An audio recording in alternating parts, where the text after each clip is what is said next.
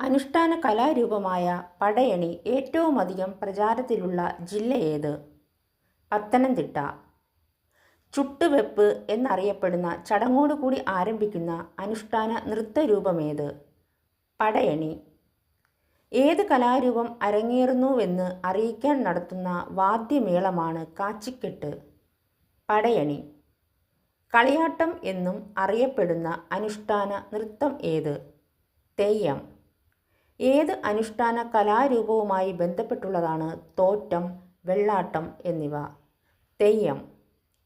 ഏത് അനുഷ്ഠാന കലാരൂപത്തിൻ്റെ ആദ്യത്തെ ചടങ്ങാണ് അടയാളം കൊടുക്കൽ?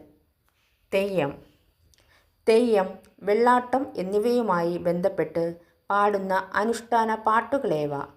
തോറ്റം പാട്ട്. മുടിയെടുക്കൽ ചടങ്ങോടെ അവസാനിക്കുന്ന അനുഷ്ഠാന കലാരൂപമേത്? തെയ്യം.